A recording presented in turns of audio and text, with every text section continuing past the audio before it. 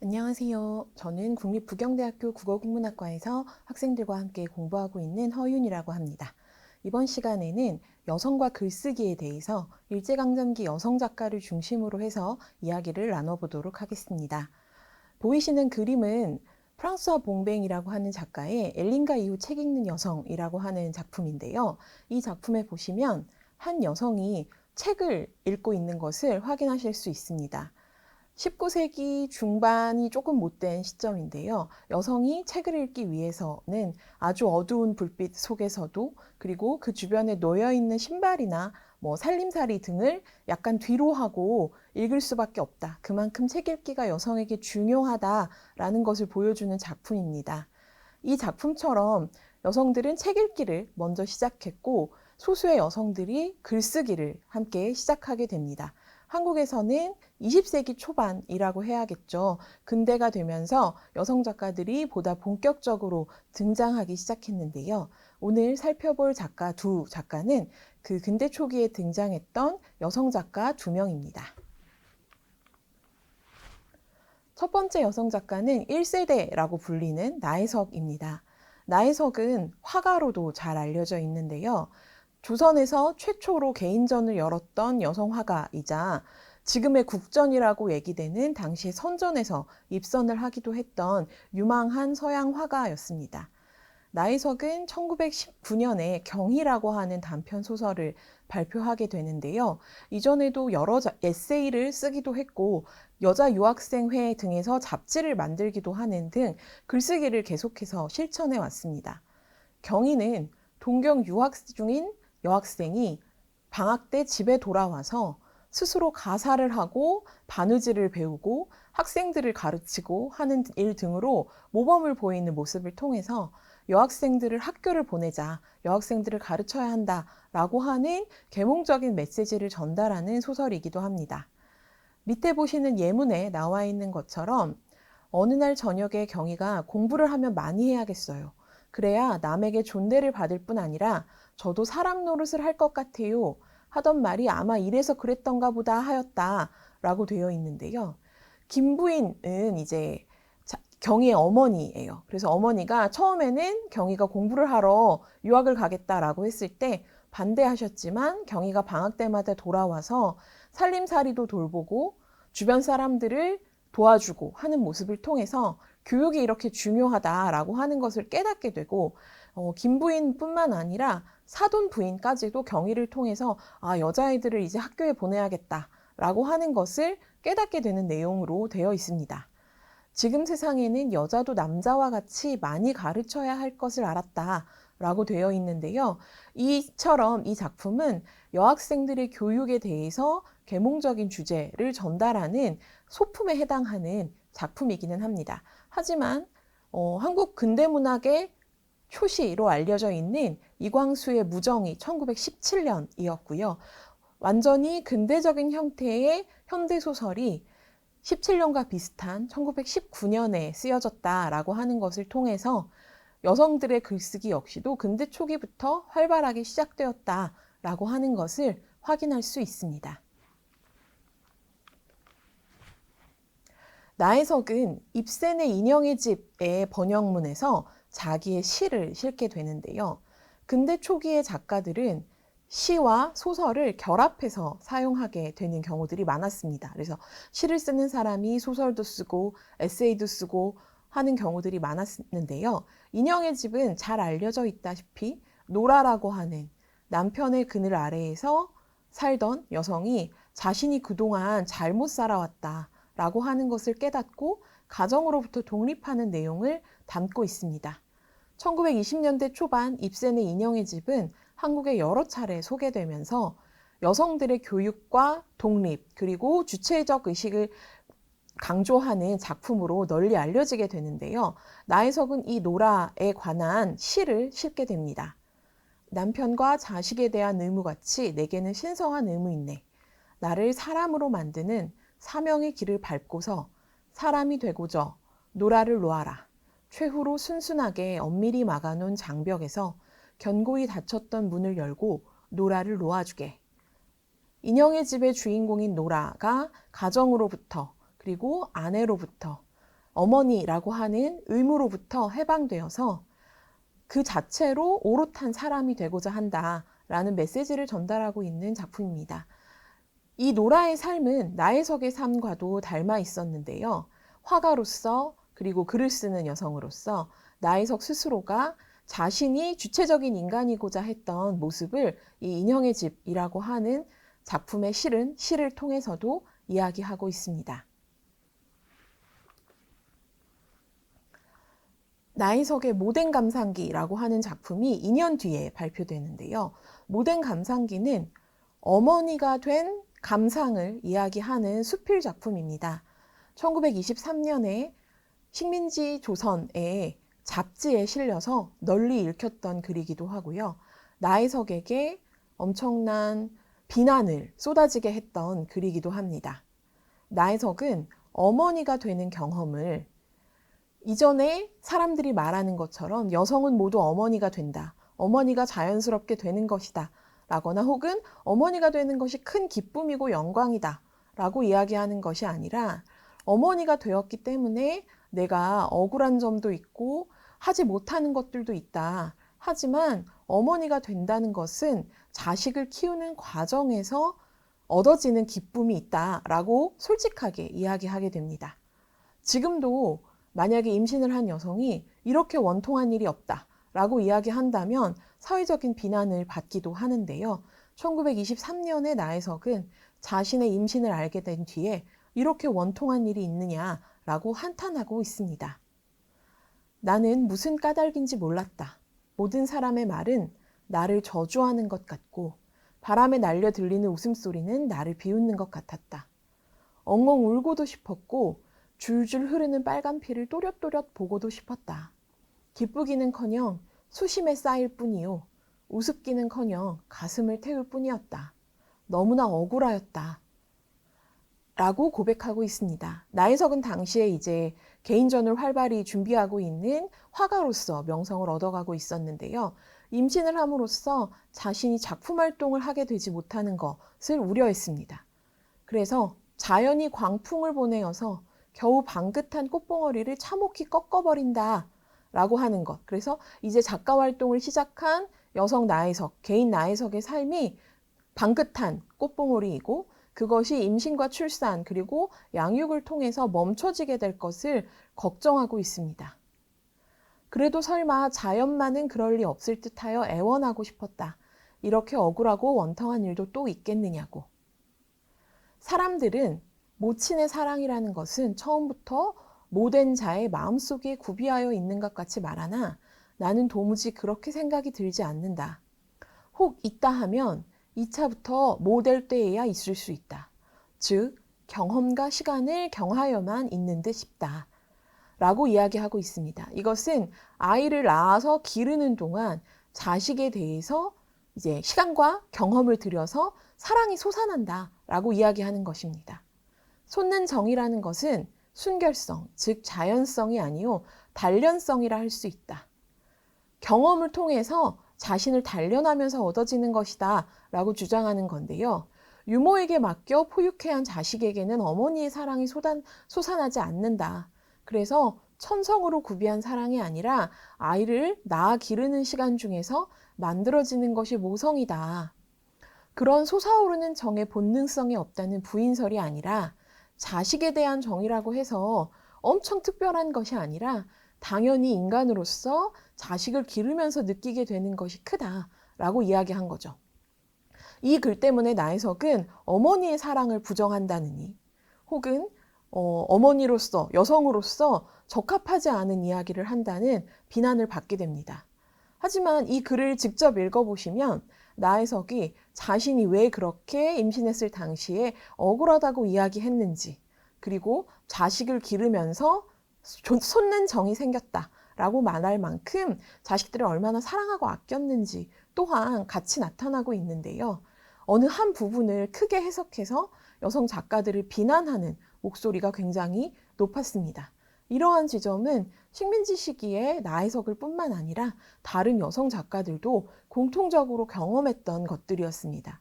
이 여성 작가들의 일거수일투족이 신문이나 잡지에 보도가 되고 이 여성들의 행동에 대해서 많은 사람들이 비판적으로 이야기하는 것을 쉽게 발견할 수 있는데요. 지금으로 치면 일종의 인터넷 공론장처럼 여성 작가들을 지켜보고 비판하는 목소리가 높았습니다. 2세대 여성 작가인 강경애는 1세대 여성 작가들이 겪었던 시행착오, 방금 말씀드렸던 여러 가지 비판이나 제도적인 관습으로부터의 해방을 주장하는 목소리에 대해서 저항을 받는 것에 대해서 조금 더 적극적으로 혹은 소극적인 방식으로 대응해 왔습니다. 2세대 대표적인 여성 작가인 강경애는 모성에 대해서는 적극적으로 긍정하는 모습을 보였고요. 제국주의와 가난의 문제에 대해서 비판적인 목소리를 내므로써 사회적인 차원, 공과 사의 영역에서 사회적 차원에 대한 이야기를 하는 여성 작가로서 당시 문단에서뿐만 아니라 지금까지도 인정을 받는 여성 작가가 되었습니다. 소위 말하는 여성 하위 주체를 그리고 있다라는 평가를 받았는데요. 봉건적인 관습을 비판하고 신분제에 대해서 비판적인 목소리를 내고 제국주의에 의한 근대화가 조선인들을 얼마나 괴롭히고 있는가에 대해서도 비판하고 있습니다. 뿐만 아니라 가부장제 이데올로기와 민족적인 차별 등 식민지 시기의 사회적 차원에서 여성의 지위가 얼마나 낮은가라고 하는 문제를 통해서 여성 문제를 소설화하고 있는 작가입니다. 강경애는 간도 지역에서 살았던 것으로도 잘 알려져 있는데요. 식민지 시기의 간도는 일본 제국주의의 식민 통치와 수탈을 피해서 많은 조선인들이 고향을 떠나서 이주한 곳이기도 했습니다. 이 이주한 곳에서 조선인들은 중국인과 일본인으로부터 다시금 지배를 받게 되었고요. 제대로 농사지을 땅이 없어서 심각한 가난에 시달리기도 했습니다. 강경애는 사회주의적 경향을 가진 작가로서 계급의식을 가지고 이러한 문제에 대해서 적극적으로 고발하는 작품을 썼습니다. 먼저 살펴볼 작품은 원고료 200원이라고 하는 1935년도에 발표된 소설인데요. 실화에 가까운 것으로 알려져 있는 이 작품에서는 소설가인 아내가 자신이 받은 원고료 200원을 가지고 그동안 너무 사고 싶었던 신발을 사고 싶다라고 이야기하자 같이 활동을 하는 운동가인 남편이 네가 지금 부르주아가 되었구나 라고 하면서 그 여성에게 야단을 치는 장면을 그리고 있습니다. 너 따위는 100번 죽여 싸다. 내가 네 마음을 모르는 줄 아니. 돈푼이나 생기니까 남편을 남편같이 안 알고. 치사한 년 가라. 그 돈 가지고 내일 내 집으로 가. 너 같은 치사한 년과는 내 못 살아. 라고 이야기하면서 이 아내가 번 원고료 200원을 남편은 다른 동지의 가족을 도와주자라고 제안하게 돼요. 아내는 사실은 이 원고료를 받으면 하고 싶었던 일들이 좀 있었습니다. 자기도 늘 가난했기 때문에 신발을 하나 살까, 양산을 하나 살까 라고 하는 것을 고민하다가 이 남편에게 혼나게 됨으로써 내가 정신을 못 차렸구나 라고 반성하면서 더 어려운 형편에 있는 동지를 돕겠다라고 결심하는 내용으로 되어 있는데요. 그 내용을 K라고 하는 자신의 친구에게 편지를 쓰는 방식으로 표현하고 있습니다. K야, 너는 책상 위에서 배운 그 지식은 그것만으로도 훌륭하다. 이제야말로 실천으로 말미암아 참된 지식을 얻어야 할 때이다. 책상 위에서 배운 지식은 우리 민중이 지금 고통받고 있고 그들을 돕기 위해서 우리가 나서야 한다라고 하는 것, 계급차별과 민족차별을 타파해야 한다라고 하는 지식인데요. 이 지식을 배운 신여성들이 이제는 실천에서 참된 지식을 얻어야 한다라고 이야기하고 있는 것입니다. 그리하여 너는 오직 너의 사회적 가치를 향상시킴에 힘써야 한다. 이 사회적 가치를 떠난 그야말로 교환 가치를 향상시킴에만 몰두한다면 나고자요 퇴폐자이다. 이것은 결코 너를 상품시 혹은 물건시하는 데서 하는 말이 아니요. 사람이란 인격을 상취하는 방면도 이러한 두 방면이 있다는 것을 내게 알려주고자 합니다.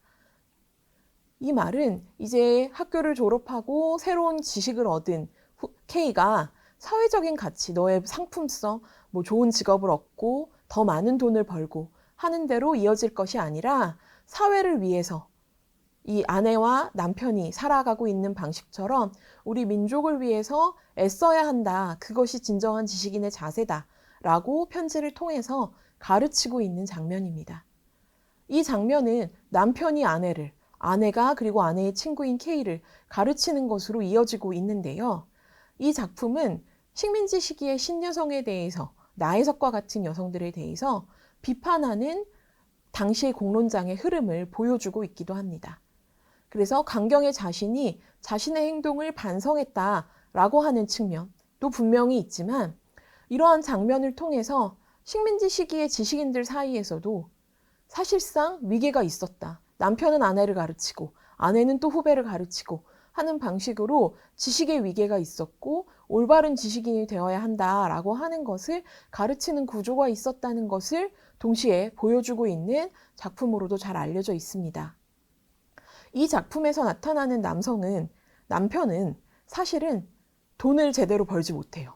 활동을 하고 주변 사람들을 돕는 일들을 하지만 돈을 버는 일은 하지 못해서 늘 돈을 구하는 것은 아내의 책임입니다.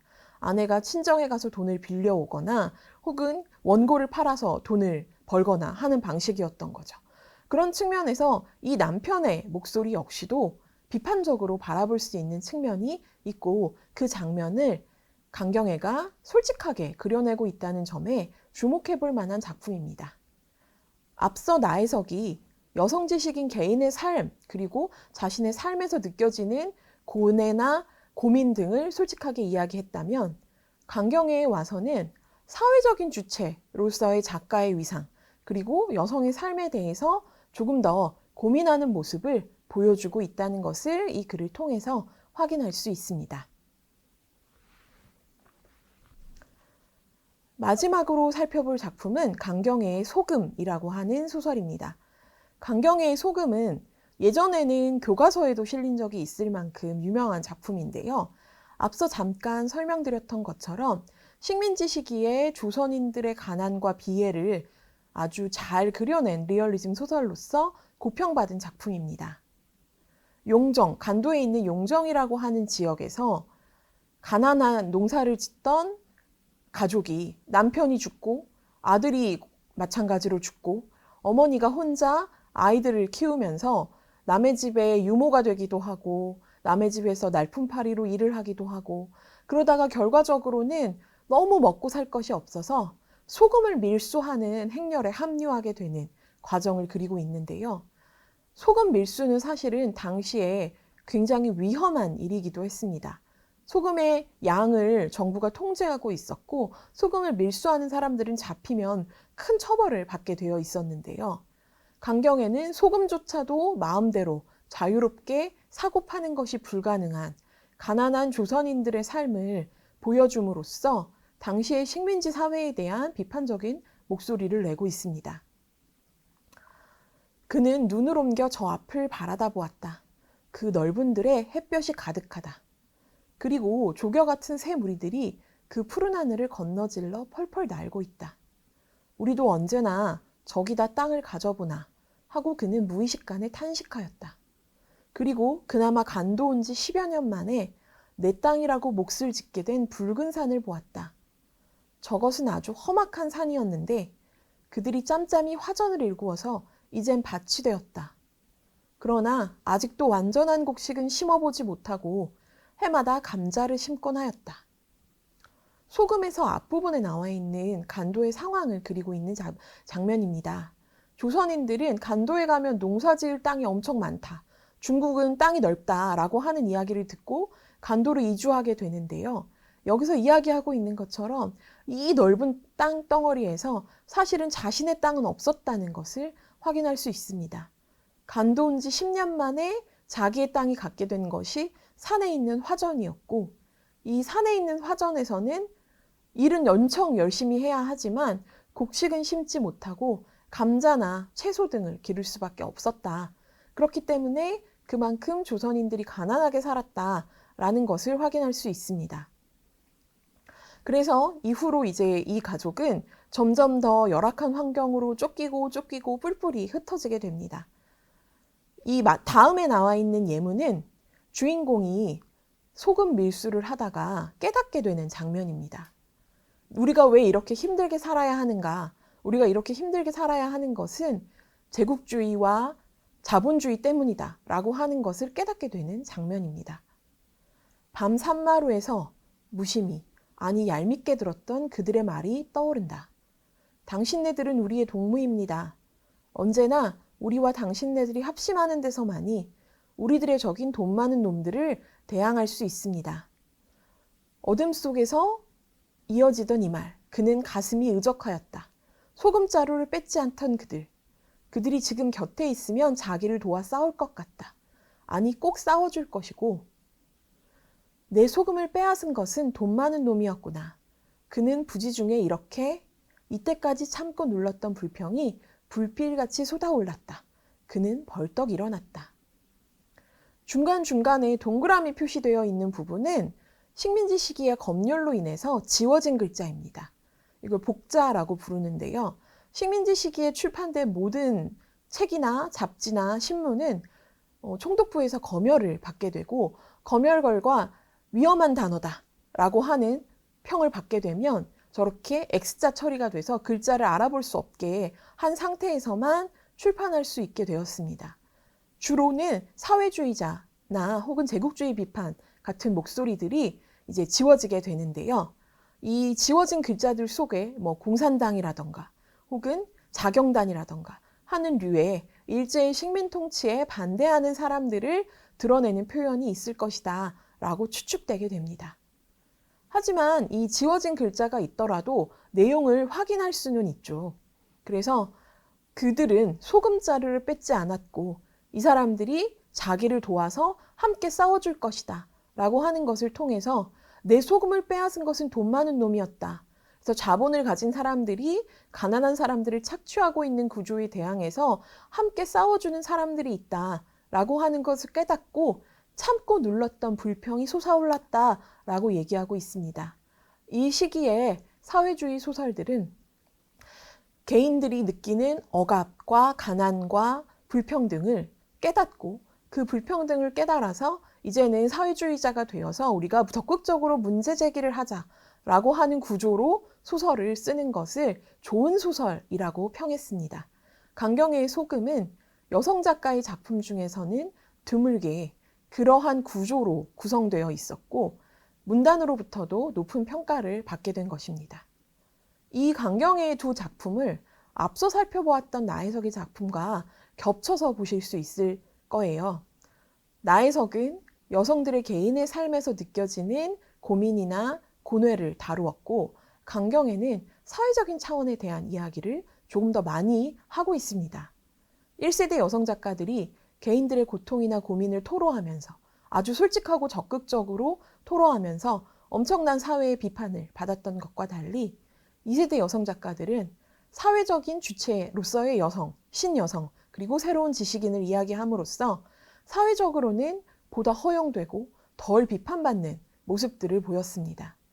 이러한 것은 사실은 여성의 글쓰기가 자신의 생각을 솔직히 이야기하는 것에서 더 나아가서 여성 작가라고 하는 사회적 존재에 대한 고민이 내재되어야 한다라는 것을 확인할 수 있는 대목이라고 할 수 있습니다.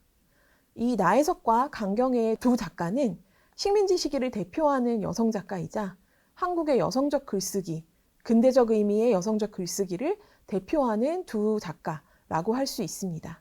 이들의 작품은 지금 현재 굉장히 여러 가지 판본으로 도서관에서 쉽게 구해보실 수 있으니까요.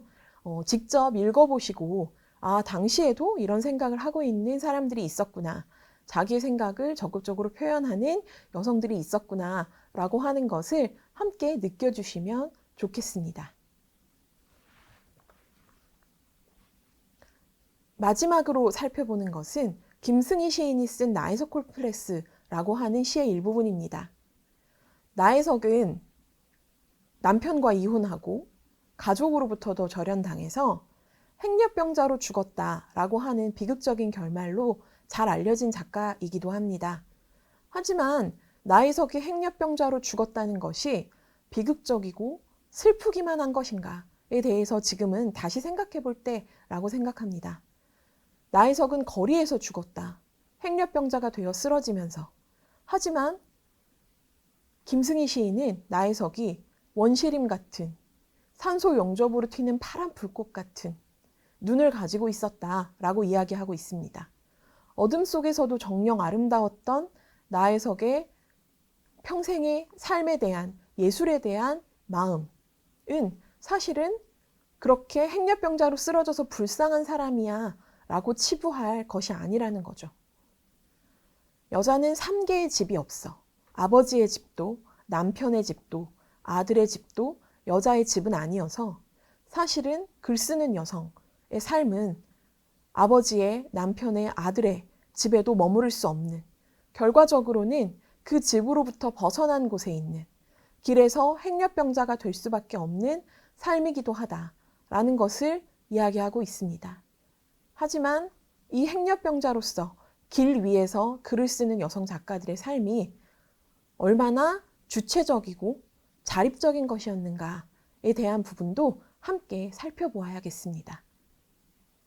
이렇게 식민지의 시기 여성 작가 두 작가의 작품을 같이 읽어보았는데요.